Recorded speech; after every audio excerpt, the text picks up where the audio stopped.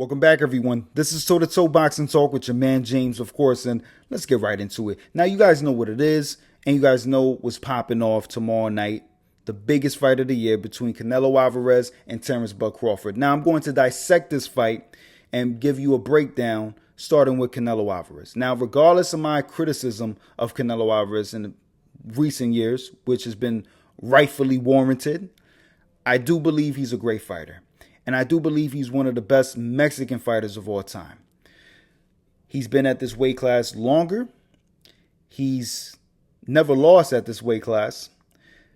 He's two-time undisputed champion at this weight class. And I believe he's just as skilled as Terence Crawford. Now, his keys to victory is imposing his size. And what I mean by that, you want to impose, you're the naturally bigger man, so you want to impose your size on the naturally smaller man. And you want to do that responsibly. You don't want to go in recklessly because Terence Crawford has KOs on his record as well. He can hurt you as well. But I believe Canelo, who has been in there with harder punchers than Terence Crawford, i.e. Triple G, Kovalev, James Kirkland, so on and so forth, Miguel Cotto. I believe Canelo has one of the best chins in boxing history. He hasn't been hurt, hasn't been dazed, hasn't even been knocked down. That's how great of a chin, and that's how good his punch resistance is. Canelo has to work behind the jab. If he's going to impose his size, he has to enforce the jab. And the jab is going to be the most important weapon for Canelo in this fight because it's going to give him range and it's going to dictate how he wants the fight to go, his ring generalship, you know.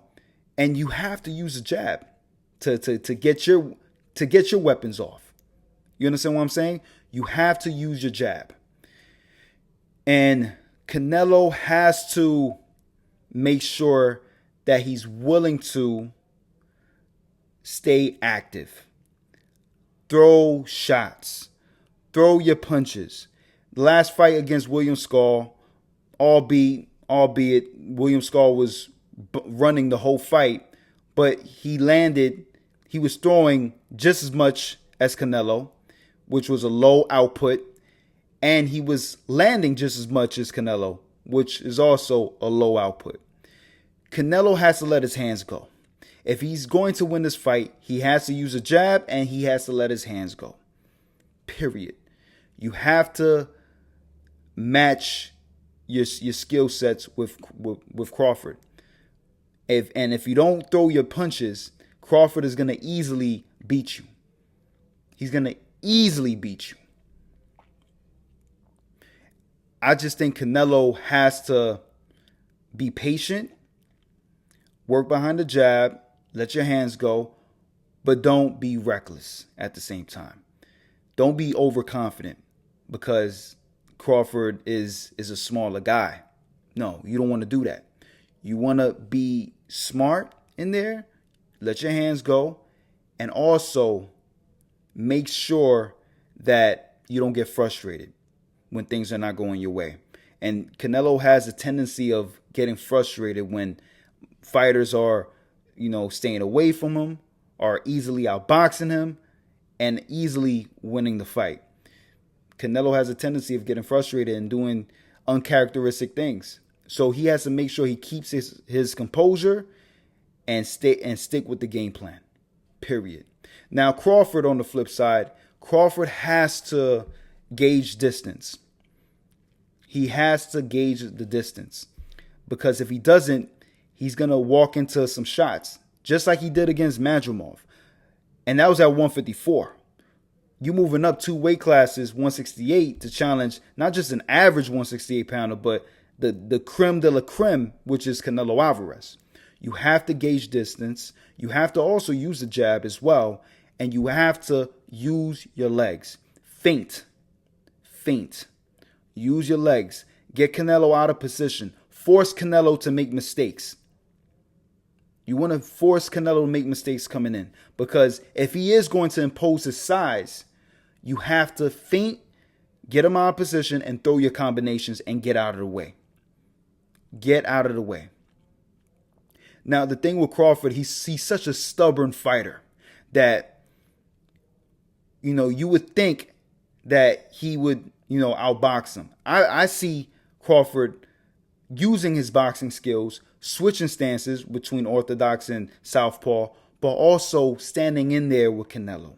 And that can be dangerous for Crawford, because if he stands in there for too long, he's risking getting knocked out. And Canelo is one of the top finishers in today's game. If he has you hurt, he's going 9 times out of 10, he's going to finish you. Period. So Crawford has to stick with his game plan, which is gauging distance, using his jabs and combinations and footwork, but also feinting. Feinting is going to be key in this fight, because of subtle movements, and you see that picture that Canelo is going for, you know how to time him.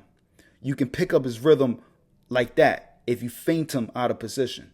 So that's going to be the key for Crawford in this fight. But all in all, it's going to be an interesting fight.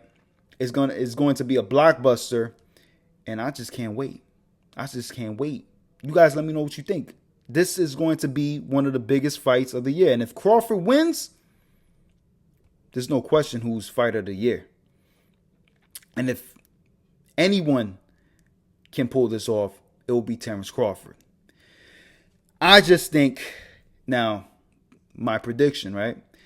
I just think it's going to be a tall task for Crawford, because he doesn't have the punching power to keep Canelo honest. If Triple G wasn't able to hurt Canelo, what makes you think Terence Crawford is going to hurt Canelo? Now, anyone can get hurt in boxing. I'm not saying that. But Canelo has proven time and time again that his punch resistance is on another level.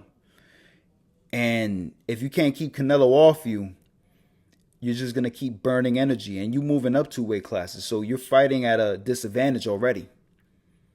It's going to be tough for Crawford to really, really pull this off. But like I said, if anyone can do it, it'll be Bud Crawford. But this is the first time he's fighting someone that's skill for skill is on his level or even better.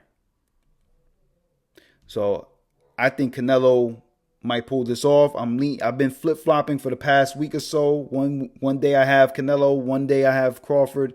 But I think Canelo's going to pull this off by unanimous decision and retain his titles. But you guys let me know what you think.